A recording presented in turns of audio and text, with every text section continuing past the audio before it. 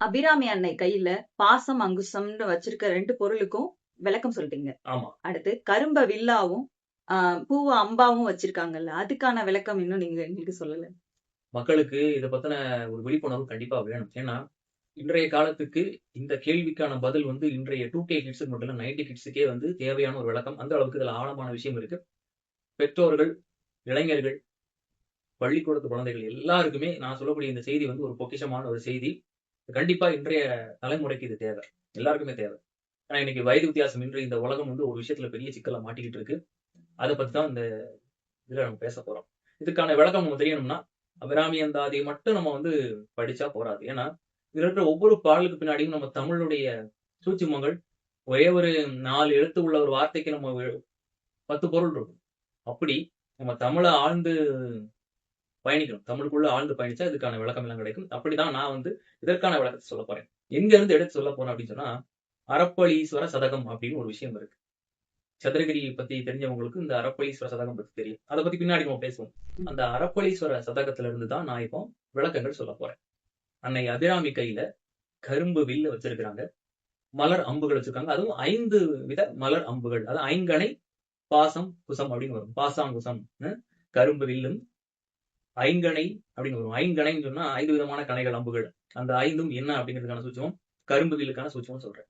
இந்த உலகத்துல இருக்கக்கூடிய எல்லா உயிர்களையும் ஒரு மயக்கத்திலே வச்சிருக்கிறோம்ல. அந்த மயக்கத்துக்கு மொத்தம் 5 வித விஷயங்கள வந்து மன்மதன் அப்படின்னு சொல்லக்கூடியவர் பயன்படுத்துறார். இந்த மன்மதனும் ரதியும் சேர்ந்தா என்ன பண்றாங்கன்னா, இந்த உலகத்துல இருக்கக்கூடிய எல்லா உயிர்களுக்கும் ஒவ்வொரு ஆண் மேல பெண்ணுக்கும், பெண் மேல ஆணுக்கும் ஈர்ப்ப உண்டாக்கி, அதனால அவங்க வாழ்க்கைய கீழயும் தள்ளி விடுவாங்க, மேலயும் தூக்கிட்டு போவாங்க. ஒரு கணவன் மனைவியாக, காதலன் காதலியாக, ஒரு ஆண் பெண்ணாக 2 பேரையும் இணைக்கக்கூடிய வேலைய செய்றது இந்த மன்மதனும், ரதியும் தான். அதுல நெறைய சிக்கல்கள் இருக்கு. இது இன்னைக்கு எல்லாருக்கும் கொடுப்பனையா இருக்கான்னு கேட்டா இல்ல. அது ஏன் இல்ல அப்படிங்கிறதுக்கான காரணமும் சொல்றேன். அந்த மன்மதன் என்ன பண்ணுவான்னா, கரும்பு வில் தான் வச்சிருப்பாராம். அந்த கரும்பு வில்ல இந்த 5 மலர்கள், இத வந்து ஒவ்வொரு உயிர்கள் மேலயும் ஏவி விட்டுக்கிட்டே இருக்கிறது தான் இவங்களுடைய வேலையாம். அந்த 5 மலருக்கும் ஒரு குணம் இருக்காம். அந்த மலர்களுடைய குணங்கள்லாம் நம்ம கேட்டோம்னா நமக்கு நெறைய ஆச்சரியமாவும் இருக்கும், அதிசயமா இருக்கும். அப்படிப்பட்ட விஷயத்த தான் பேசப் போறேன். முதல்ல இந்த 5 கணைகள், 5 அம்புகள் என்ன? அதப் பத்தி அரப்பளீஸ்வர சதகம் என்ன சொல்லுதுன்னு நான் சொல்றேன். வனசம், செழும் சூதமுடன், அசோகம், தளவம், மலர் நீலம் இவை 5மே மாறவேல் கணைகளாம். இவை செய்யும் குணம் அப்படின்னு சொல்லி அடுத்த வரிக்கு போகுது. முதல்ல வனசம்னா என்னன்னு தெரியுமா? தாமரை மலர வனசம்னு சொல்லியிருக்காங்க. செழும் சூதமுடன், சூத மலர்ன்னு சொன்னா மாமரத்து பூ. மாம்பூ இருக்கு இல்லையா? அதுக்கு பேரு மாம்பூக்கு சூத மலர் அப்படின்னு பேரு. அசோகம்னு இருக்கு. அசோக மரம் எல்லாருக்கும் தெரியும். நெட்டிலிங்க மரம்னு சொல்லுவோம். ம். அசோக மரம். அதிலிருந்து வரக்கூடிய அசோக மரத்து பூ. அடுத்து தளவம்னு இருக்கு. தளவம்னு சொன்னா முல்லைப்பூ. அடுத்து மலர் நீலம் இருக்கு. குவளை மலர், கருங்குவளை மலர் நீல நிறத்துல இருக்கும். அ அல்லி மலர்லயே நீல நிறத்துல இருக்கக்கூடிய அல்லி மலர் இருக்கு. அதத்தான் வந்து இந்த மலர் நீலம்னு சொல்றாங்க. இவை 5மே மாறவேல் கணைகளாம். மாறவேல்னா மன்மதன். இவை ஒவ்வொன்னுக்கும் ஒரு குணம் இருக்குன்னு சொல்றாங்க. இதுல இந்த தாமரை இருக்கு இல்லையா? இது என்ன பண்ணுமாம், மனிதனுடைய மனதுல ஆசைய ஏற்படுத்தும். ஆசைன்னா, ஒரு உயிருக்கு இன்னொரு உயிர் மேல இருக்குன்னு ஆசை சொல்றோம்ல. ஒரு மனிதனுக்கு இன்னொரு மனிதன் மேல, ஒரு ஆணுக்கு ஒரு பெண் மேல, ஒரு மனிதனுக்கு ஒரு பொருள் மேல ஆசையை தூண்டிவிட வேலையை செய்யுமாம். தாமரை பூ ஆசையை தூண்டிவிடுமாம். நல்லா கவனிக்கணும். நம்ம இந்து மதத்தினுடைய பெரும்பாலான கடவுள் உட்கார்ந்து இருக்கிறதே தாமரை பூல தான் தாமரை. உட்கார்ந்திருப்பாங்க. இப்ப எதுக்காக தாமரை பூல உட்கார்ந்திருக்கணும்? மனிதனுக்கு வர வேண்டிய ஆசை உலகப் பொருள் மேல போகக்கூடாது. அந்த ஆசைய தூண்டுறது தாமரை பூ. அப்ப அந்த ஆசைய நம்ம எங்க வைக்கணும்?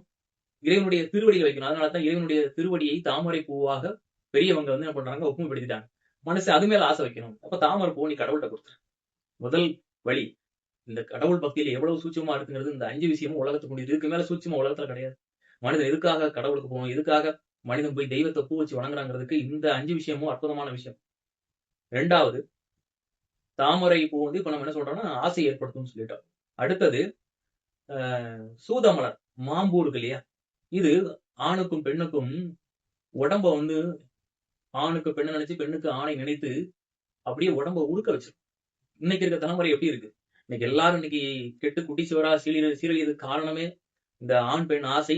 அதுவும் பள்ளி பருவத்திலே இன்னைக்கு வந்து எல்லாரும் என்ன பண்றாங்க? காதல் உணர்ச்சிய தூண்டி விட்டு, ஆட்டம் பாட்டம்ன்னு இந்த காதல் மயக்கத்திலே இன்னைக்கு எல்லாரையும் கெடுத்து விட்டாங்க. அதுக்கு இன்னைக்கு 2K கிட்ஸ் மட்டும் கிடையாது. 90 கிட்ஸும் ஜெயிலா இருந்தாங்க. இன்னைக்கு எல்லாருமே வயது வித்தியாசம் விரும்பி, இந்த காமத்தினால பெண் மேல ஒரு ஆசை, ஆண் மேல இருக்கிற ஆசையும் மாத்தி மாத்தி சீரழிஞ்சு கிடக்குதுக்கான காரணம் என்ன சொல்றாங்கன்னா, இந்த மாம்பூ. அப்ப நினைச்சு பாருங்க, நம்ம எத்தனை வீட்ல மாமரம் வச்சிருக்கிறோம். சில நேரங்கள்ல சில விஷயங்கள சொல்லும்போது கசப்பா இருக்கும். ஆனா உண்மை கசப்பு. ஒரு இடத்துல வீட்ல இப்ப நம்ம மாமரம் வச்சிருக்கிறோம். நல்ல விஷயமா தான் இருக்கும். ஆனால் அந்த மாம்பூ பூக்கக்கூடிய காலகட்டத்துல என்ன ஆகும்னா, அந்த இடத்துல சுத்தி இருக்கிற எல்லாருக்கும் அது என்ன பண்ணும்? உடம்ப வந்து இளைக்க வச்சுரும். அப்ப அந்த நேரத்துல பருவ வயதில இருக்கக்கூடிய ஒரு பெண்ணுக்கு, ஒரு ஆணுக்கு என்ன ஆகும்? எதிர்பாராத மேல இச்சை வரும். அக்கம் பக்கத்துல என்ன ஆகும்? இந்த மாமரம் எப்பலாம் பூக்குதோ அந்த காலகட்டத்துல தொடர்ந்து ரொம்ப வருஷம் இருக்காங்கன்னா, அந்த இடத்துல இருக்கக்கூடிய இடத்துல பார்த்தா இந்த காதல் வசப்படக்கூடிய வாய்ப்புகள் உருவாகிவிடும். ரொம்ப பெற்றோர்கள் எச்சரிக்கையா இருக்கணும். அதுக்காக இத்தன வருஷமா வளர்த்த மாமரத்த வெட்டணுமா? அப்படின்னு கேட்கிறதெல்லாம் தனிப்பட்ட விருப்பத்துக்குள்ள போயிரும். நம்ம அதுக்குள்ள போ வேண்டாம். நமக்கு அம்பாள் கையில எதுக்கு அது இருக்கு. அப்ப ம். அபிராமி அன்னை வழிபட்டால் இந்த பிரச்சனை எல்லாம் தீருமா? அப்படின்னு தான் பேசிக்கிட்டு இருக்கோம். செய்தி சரிங்களா? சில இடங்கள்ல கசப்பான விஷயங்கள் வரும். அதை மக்கள் ஏத்துக்கொண்டு நம்ம தான் பாதுகாப்பா கொண்டு போணும். அதுக்காக இப்பவும் போய் மாமரத்த வெட்டி விடக்கூடாது. அவசரப்படக்கூடாது. பொறுமையா கேட்கணும். அப்ப 2வது வந்து மாம்பூவ பத்தி சொல்லியாச்சு. உடம்ப இளைக்க வச்சு. இப்படி ஆணுக்கு பெண் மேலயும், பெண்ணுக்கு ஆண் மேலயும் ஆசைய தூண்டி விட்டு, உருகி உருகி என்ன பண்ணுவாங்க? அந்த ஒருதலை காதல் மாரி போய் மயக்கத்துல போய் கெட்டு போறாங்க. ரைட்டு. அடுத்து அசோக மது துயர் செய்யும். இந்த அசோக மரத்துல பூ பூக்குற காலகட்டம் என்னமோ அந்த பூவுடைய வாசனை போய் சுத்தி இருக்கிற எல்லாருக்கும் பயத்தையும், துன்பத்தையும் குடுக்க ஆரம்பிச்சுரும். இதுவும் மக்கள் கவனிக்கணும். ரைட்டு. அடுத்தது. இதுதான் ரொம்ப ரொம்ப மோசமான ஒரு அடையாளம். வீழ்த்திடும் குளிர் முல்லை. வார்த்தைய வந்து ரொம்ப சூசகமா தமிழ்ல முடிச்சிருவாங்க. வீழ்த்திடும் குளிர் முல்லைன்னா, இன்னைக்கு முல்லைப்பூவ வந்து நெறைய ஆண்கள் தப்பிச்சுருவாங்க.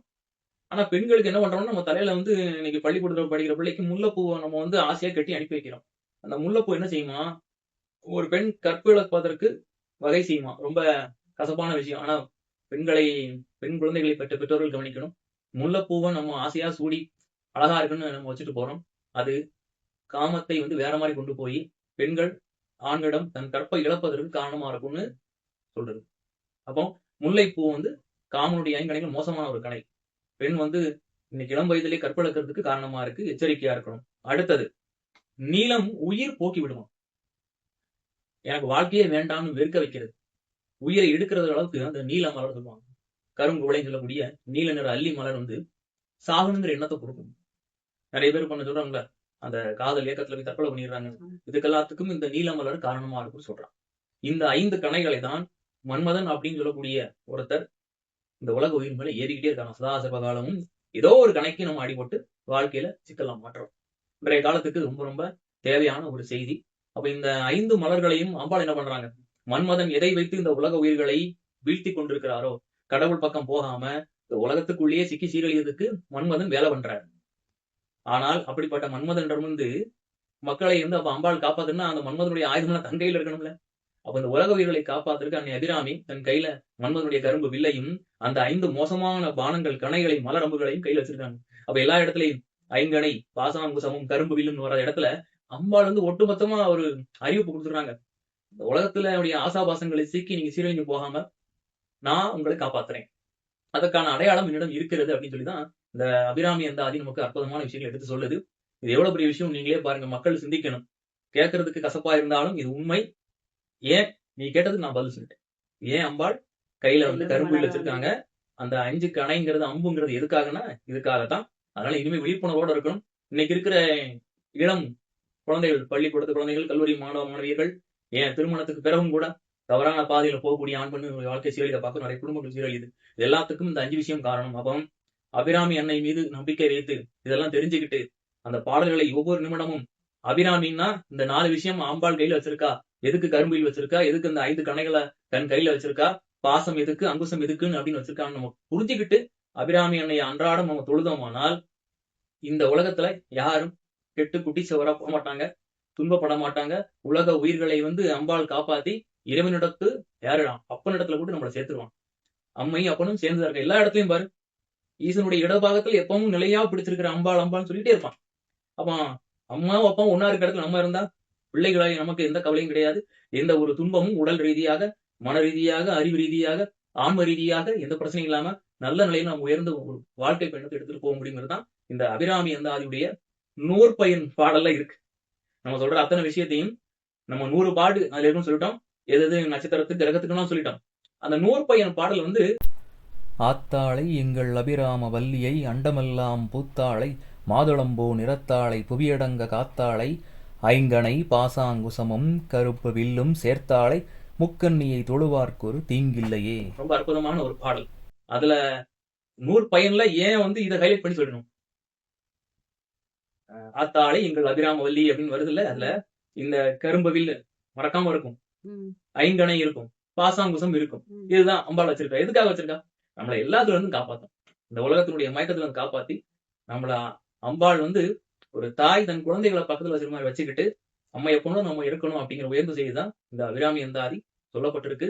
இதை பத்தி நம்ம மக்களுக்கு எடுத்து சொல்ற பாக்கியம் நமக்கு கிடைச்சதுக்கு நாமளும் நன்றி சொல்லுவோம். அதுவும் நம்ம குடும்பத்தோட சொல்றதுக்கு வாய்ப்பு கிடைச்சிருக்கு. எல்லாத்துக்கும் அன்னை அபிராமியுடைய கருணை தான் காரணம்.